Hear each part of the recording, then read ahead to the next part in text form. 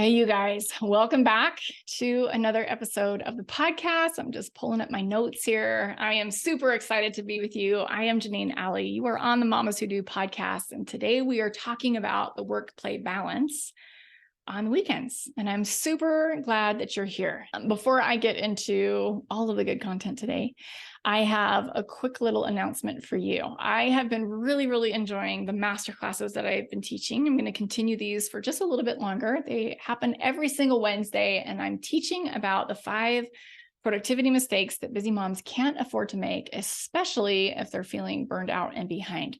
This is the masterclass that I have been doing for several weeks in a row, and each week I am learning new things, and I super appreciate all the women who have come and who have just given me their feedback by the comments that they make and the questions that they have. It's really helped me a lot.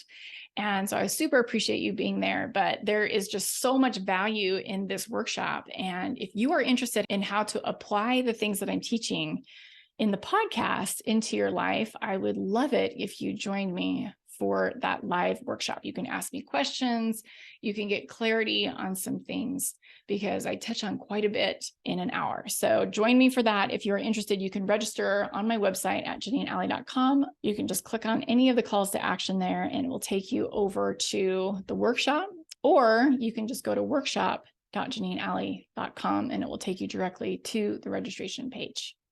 Okay, so we hear a lot about work-life balance and balancing work with family, and that can mean so many different things for so many different people. But today we are talking about a work-play balance on your weekends, because I know if you are anything like me, we don't have the same kind of structure on our weekends like we do through the rest of the week. And I don't really like the idea of just an empty day. I mean, I do, and I don't.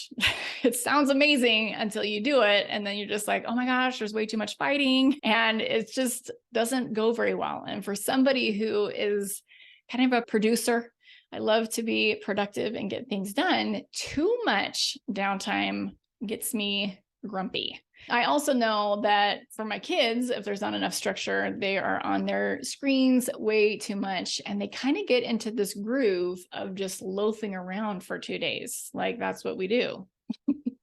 And that doesn't work super well because there's things that need to get done, like laundry, and it's springtime. So we need to start on yard work. And we always need to be cleaning the bathrooms. I mean, there's things that need to be done, right? And I know that teenage loafers aren't my favorite. And I've got a couple of those sometimes where they end up kind of picking on each other, not necessarily in a mean way, but just kind of in this rough and tumble kind of wrestle me kind of way.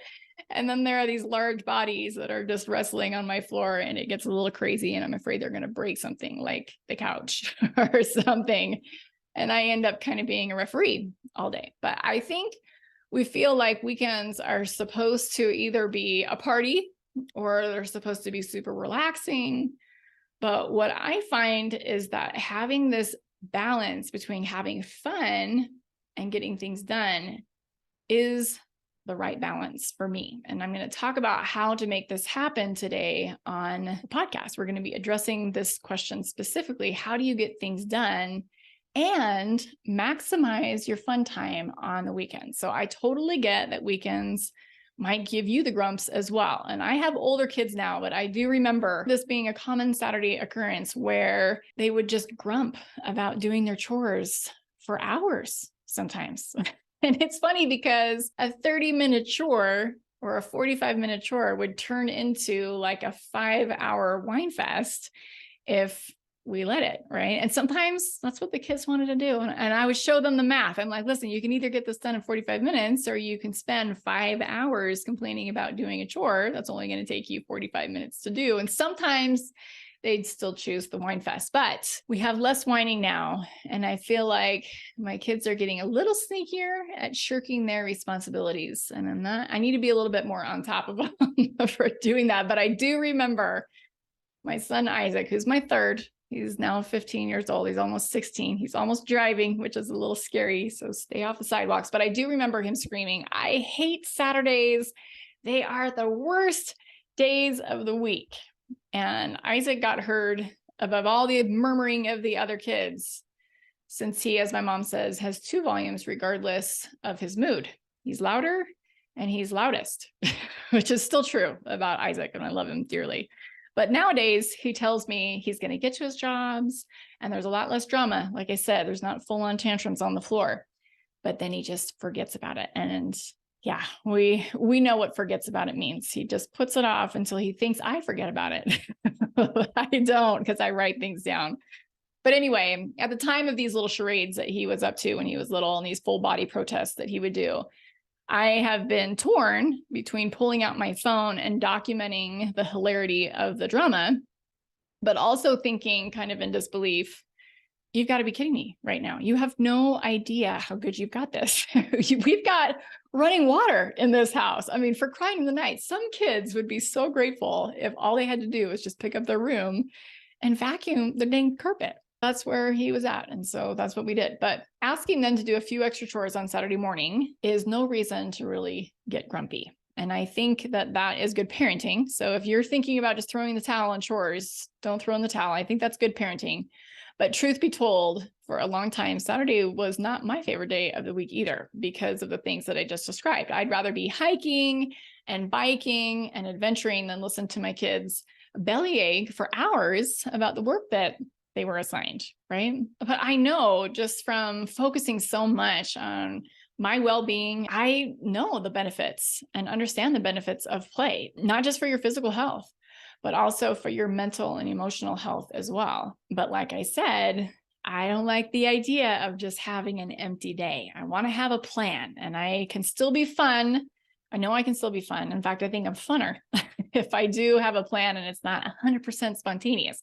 Because I know for me, if it's 100% spontaneous, it's not as fun as something that I would plan. I know if I have a plan, I'm also a lot more likely to stick to it instead of just being like, okay, we're going to have some fun and not having that structured a little bit. We're going to talk about how to loosely structure your weekend so it doesn't feel super rigid. But when I have a plan for something, it is like a super fun outing, like a new hike to a waterfall, or maybe exploring some biking trails or something. It's not just a bike ride around the block, or my kids talk me into going down to their favorite ice cream place, which I don't like doing very much, but wide open weekends and summer days, I feel like end up going two ways. I either schedule last minute work projects to fill the time, like cleaning, or for me doing business stuff or yard work, or I feel like my time gets away, productivity tanks, and I get really frustrated because I feel like I have wasted my time. And I know that that's subjective, but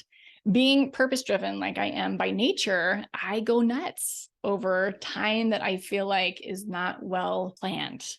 And even if that plan is to have some downtime, I want to have that planned. Otherwise, I feel like it's wasted because I sit there and I think, what could I be doing, or what should I be doing, instead of really enjoying my downtime that I've given myself permission to take. And I don't know about you, but there always seems to be bickering, a little bit more fighting when the day isn't very structured. And I admit more than half the time, I'm the one who starts it, because I get antsy and I get grumpy that there isn't a plan.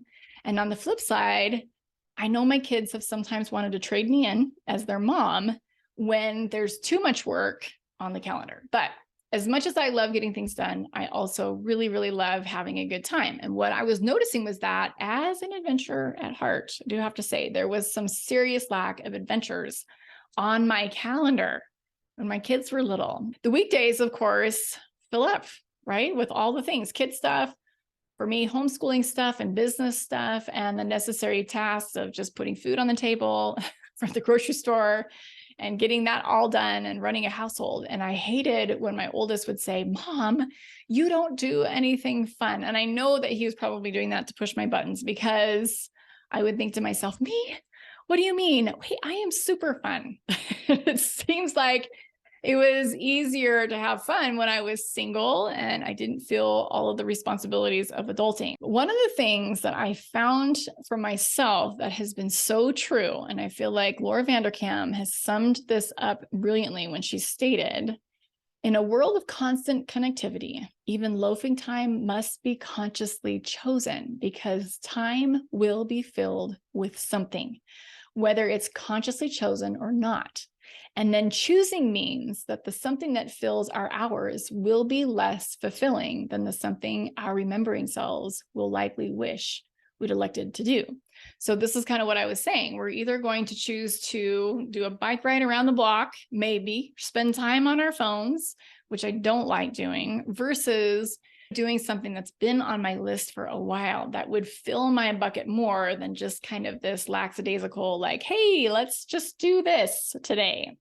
And for a planner like me, loosely structuring my downtime on the weekends to play so that I can create those kinds of memories while I still feel a little productive. I can feel productive while I play for sure, and it creates a win all around.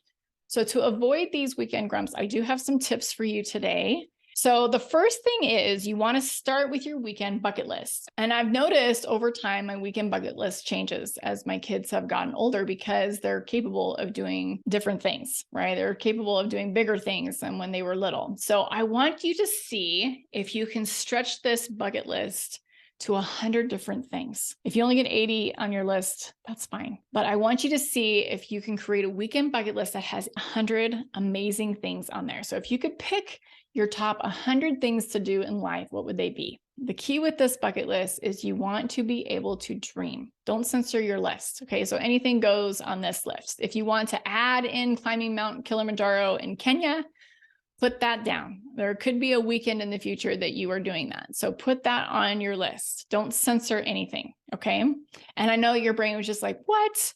We don't have money. We don't have time for Kilimanjaro. No, don't worry about that. Just put it down on the list. And what I found in creating my first list was that about 15 of my items were long distance traveling excursions. And the rest of them were things that I could do locally with my kids. The idea here is to really explore some of the amazing things that you live around, and also plan those longer destination trips to maybe fill the next couple of years that you have with your family. Again, the idea here is to explore some of the amazing things that you live around. So how many people live in Paris and have never been to see the Eiffel Tower, right? And people travel around the world to go see the Eiffel Tower. And I know, living in the state of Colorado, that there's lots of people who live here who have never actually been to Rocky Mountain National Park. That's something that local people don't do, even though people travel from all over the world to come and see Rocky Mountain National Park. So the key is to make it yours, to make this list exciting for you, because these are things that you really genuinely want to do with your time. So don't plan things that you think you should be doing with your time. I've talked about some outdoor things for myself, and I'm going to give you a list here of some ideas that you can do to loosely plan your weekends, but you want to make this list yours. So don't just put the things that I'm mentioning on my list on your list unless it's something that you want to do. So if you don't like museums, don't put those on your list. If you don't like going to see the Nutcracker, don't put that on your list. If you don't know if you like museums, though, put one on your list so that you can know later after you go to that museum. And maybe if you feel like, I don't really like museums. When I was a little kid, I did museums and I hated them. If it's been a while, put one on your list and see if you still like them. It's like cantaloupe. My husband hates cantaloupe, which I don't understand. Cantaloupe, I love a really good cantaloupe, but every year he tries it. He's like, maybe this year I'm going to like cantaloupe. So just try it. You don't have to do a museum a year if you don't want to, but just try it. Okay. Now, once you have your bucket list, I want you to just loosely plan your weekends from your bucket list. Okay. Now, what I mean by loosely plan is you want to say, okay, on Saturday morning, we're going to do this. It's not like, okay, at 9:45, we're all going to get in the car so that at 10 o'clock, we can arrive at the trailhead. That's not what I'm talking about. I want you to just kind of loosely plan what it is that you're going to do. So keep in mind, these are the fun ideas to balance work or whatever chores that you want your family to be doing. So you do want to schedule in some chore time for sure. For me, I don't need to schedule it. That's something that's going to happen. But for you, that might be something that you schedule because you might be all about the play and all about the fun and less about the chores. And so that's where your balance needs to come in. But like I said, I have a few examples, but this is not to do all in one day. This is not to do all in one weekend. I'm just telling you, okay, this is what this could look like, okay, for a weekend. So You might have playing ultimate frisbee or pickleball or playing an outdoor game like Cube. If you guys haven't ever played Cube with your family, it's super fun. If you've got a game that you want to play, you could potentially do that on a Friday night. You could also on a Friday night go on a date night to a restaurant that you've been wanting to try. Or you could take your family to an art museum, or you could take your family to see the lights at the Arboretum. I know that we have lights at the Arboretum periodically during the year. I had on my list, go visit one of the traveling exhibits that come to the Nature and Science Museum. We have been members of the Nature and Science Museum in Denver for a long time, but periodically they have these new exhibits that travel through. They just kind of go to different museums around the country, and they are so much fun. So that could be something that we did on a Friday night together. So we're not going to do all those things. Those are just a few things that could potentially happen on a Friday night. Okay, now a Friday night isn't your jam. And I do have to tell you, Friday nights are a struggle for me. If you've been listening to the podcast, you know I take Friday nights off. I wouldn't do any of these things on a Friday night, but you could. But normally on a Friday evening, I just relax. Okay, but here's something that you could potentially do on Saturday morning. And again, these are things off of my list. So some of these are going to be specific to my area because I live outside of Denver. So one of the things that is open only on Saturday morning is the Cherry Creek Market. And I love markets. I love to go to see all the fruits and vegetables. I love the little eclectic little shops of people who have honeybees and are selling their honey, or people who make soaps or whatever. I love that. So that's only open on Saturday morning. So I have that on my list. Periodically inside Parker, we have Art on the Green, and it's a weekend thing. It happens at the end of August. So I've got that on my list because last year I missed it and I was super sad. So I want to make sure that it makes my Saturday coming up in August in just a couple months. I also have kids triathlons or family fun runs on my list. So these are things that I'm looking for in my community. And since I work at the rec center teaching yoga classes, it's pretty easy for me to see these flyers. If you don't frequent a rec center in your area, figure out where these things are posted, either on a website online, or maybe you get a community flyer or something. These things typically show up on a Saturday morning. I love to hike Castlewood Canyon with whoever wants to go with me, whoever's available, whoever wants to go. My kids are kind of sick of the state park at this point, but for me, I don't think I'll ever get sick of Castlewood Canyon. If you come to see me in town, I will take you to Castlewood Canyon. It's my favorite place to go. And I love to go there with friends or my dog or my kids or my husband, anybody who wants to go. Climbing lessons is something that's on the list. A long day trip to the Sand Dunes National Park in Colorado. So these are things that could happen potentially on a Saturday morning. So do you see how I just loosely kind of say on a Saturday morning, we're going to do this? Okay, Saturday afternoon or evenings, these are the nights of the week that I do like to do date night with my husband or take my kids out for an outing. So we love to do the Nutcracker every year. I want to bike to Cherry Creek, which is about a 25-mile bike ride. But in the summertime, it would just be so nice to get on some of our cruiser bikes and just go down and get a fun bite to eat and then ride back. We love to go to plays and musicals. All these things can happen on a Saturday evening. Okay, Sunday morning, we always go to church on Sundays. That's just our family tradition. But if that's not your jam, you could do a family hike. You could go for a leisurely bike ride. You could go stand up paddleboarding.